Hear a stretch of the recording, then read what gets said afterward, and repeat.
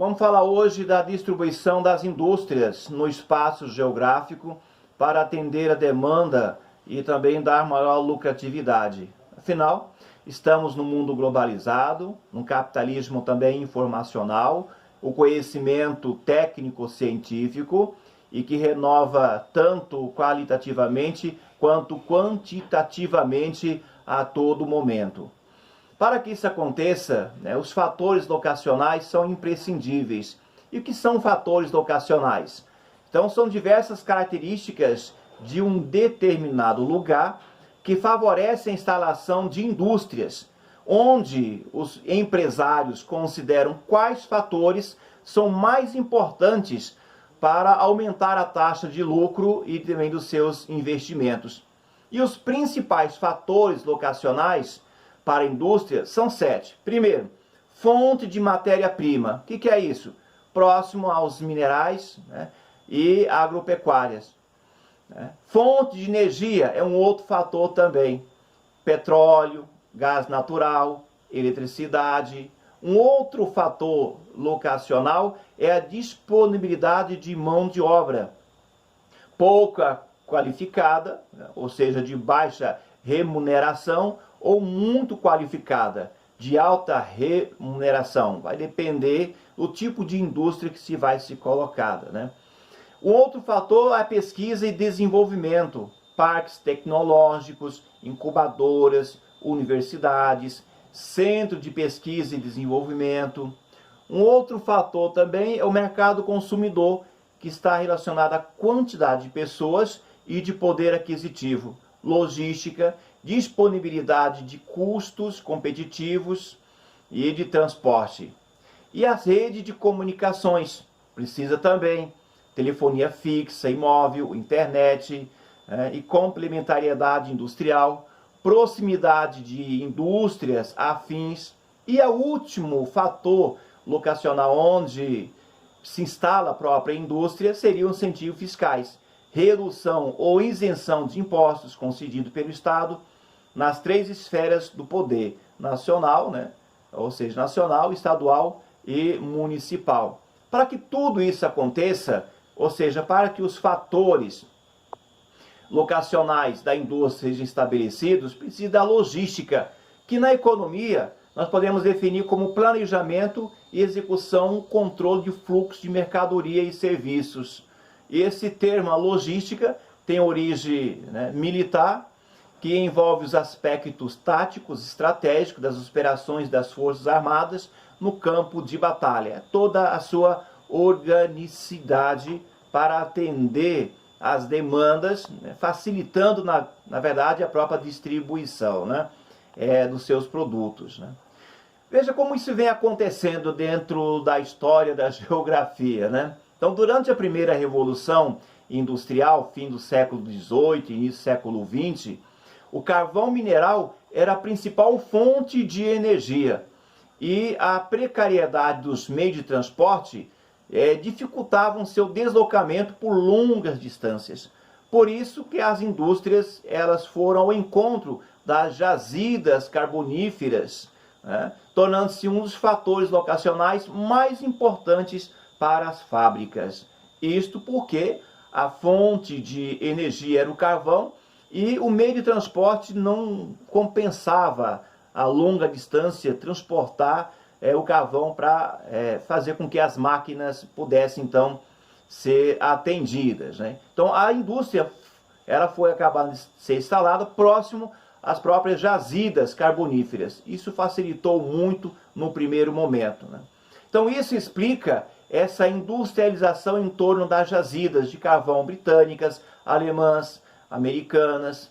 Já durante a Revolução Industrial, na segunda Revolução Industrial, final do século XIX, nós já temos a crescente utilização de outras fontes de energia elétrica, por exemplo, e a modernização dos meios de transporte de carga de passageiro, as jazidas perderam importância como fator locacional, porque a logística para transferir a matéria-prima, que era para a indústria, era muito mais prático e menos custoso do que levar a indústria próximo às próprias jazidas, né? Um exemplo disso é a indústria petroquímica, que foi um dos setores que mais cresceu após a descoberta do petróleo. Então, na primeira década do século XX, quando começaram a ser implantadas, as petroquímicas concentravam perto das reservas de petróleo. Mas a construção de oleodutos e de grandes navios petroleiros levou à sua disposição espacial, facilitando melhor o seu trabalho. Então hoje, a maioria das refinarias de petróleo se localiza nas proximidades dos grandes centros consumidores, porque é mais barato transportar o petróleo bruto do que os seus derivados de gasolina, nafta, querosene e outros produtos, né?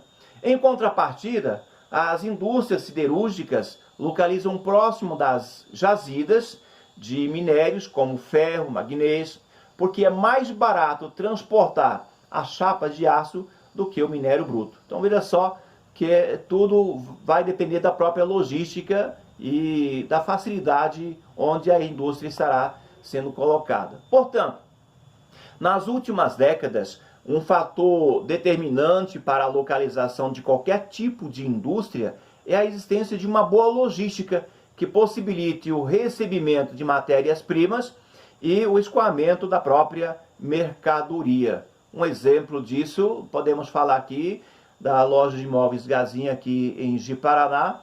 Aqui na saída para a Médici tem o seu ponto de distribuição, onde é feito todo o armazém, né, dos produtos. E na logística distribui para seus filiais, tanto daqui de Ji-Paraná e nas cidades em torno, né? Então acaba facilitando e ajudando o maior empenho, maior envergadura para atender os seus próprios consumidores finais, né? Por isso, muitos centros industriais importantes desenvolveram-se próximo aos portos marítimos e fluviais, ou ainda em trocamentos rodoviários ou ferroviários. Então, isso é um fator localizacional, né, e de logística também. Com o desenvolvimento tecnológico e a consequente barateamento dos transportes, as indústrias, mesmo as que utilizam muita matéria-prima, já não precisam se localizar perto das reservas. Exemplo disso é o Japão, grande produtor de aço. Ele importa toda a matéria-prima de fora, que é o minério de ferro e carvão, e utilizado nas suas indústrias. A siderúrgica japonesa, onde elas estão localizadas? Em áreas onde os navios carregados de minérios podem atracar. Então, e também é uma forma da utilização da própria logística para atender a demanda da indústria. Muitas vezes, a instalação de uma fábrica ou de um distrito industrial acaba estimulando as cidades em seu entorno também, toda a sua volta, né? Em outros casos, as cidades acabam atraindo as indústrias com incentivos fiscais, doando terras, doando terreno, melhor dizendo, né? Diminuindo os tributos, né? Por exemplo, o governo da Bahia, que concedeu incentivos fiscais para levar uma fábrica da Ford para o município de Camaçari, que atraiu várias outras indústrias, por exemplo, de autopeças, para o seu entorno. Contudo, esses incentivos isolados acabam não traindo a indústria, precisa de trazer um incentivo, então, coletivo, né? Aí vem a desconcentração da atividade industrial. Então, com a globalização da revolução técnico-científica, os avanços nos transportes, nas telecomunicações, né, fizeram indústrias não mais precisarem se instalar próximo ao mercado consumidor.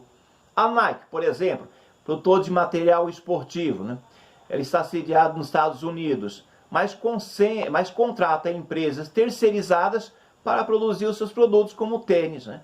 Então procura países pobres de mão de obra barata, sobretudo na Ásia, onde os seus produtos são exportados para o mundo inteiro, né?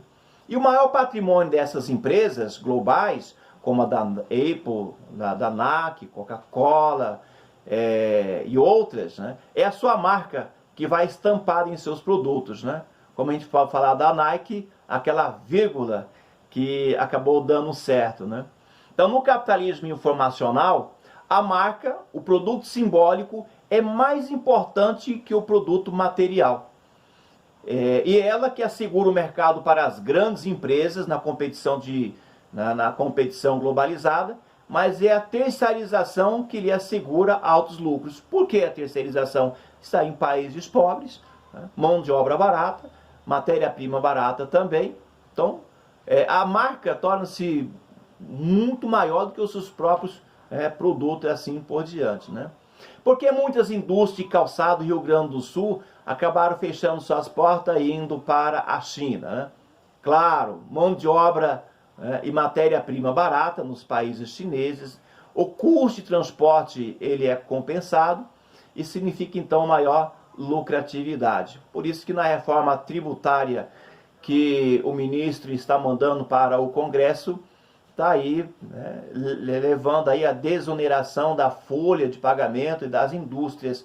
É uma forma de atrair a própria indústria e permaneça no próprio país, né? Ou seja, gasta-se menos com a mão de obra, né, com pouca tributação também na própria matéria-prima, para dar maior visibilidade e concentração da indústria no próprio país, né? Então, com o crescimento econômico e o crescimento da população das grandes cidades, aí aumentou os custos de produção por causa dos preços dos imóveis, dos impostos, da mão de obra, também dos congestionamentos das grandes cidades, onde se concentravam as grandes indústrias, né? Então, por causa disso, nas últimas décadas, a distribuição das indústrias no espaço geográfico tem se reorganizado nas escalas nacional e até mundial também, né? A desconcentração industrial, ela vem da necessidade de buscar custos menores e foi permitida pela modernização do sistema de transporte, telecomunicação e também dos métodos de gestão, né? Da própria gestão da própria empresa, né? Apesar da desconcentração, a indústria ainda está distribuída de maneira bastante desigual, predominando em algumas poucas regiões no espaço gráfico mundial, né? Em 2013, 81% do valor da produção industrial do mundo concentrava-se somente em 17 países, né? Hoje, os parques tecnológicos é um fator importante para a escolha da localização industrial, pela existência de mão de obra com elevado nível de qualificação, principalmente para a indústria de alta tecnologia. Não por acaso, as empresas de semicondutores, informática, telecomunicações, novos materiais, biotecnologia, entre outras, elas se concentram nesses parques científicos. Pois bem, então, na aula de hoje, nós falamos um pouquinho sobre a distribuição da indústria no espaço geográfico, próximo à matéria-prima, como a logística moderna e com a globalização na indústria buscou novos meios de atender maior lucratividade. Valeu, até a próxima!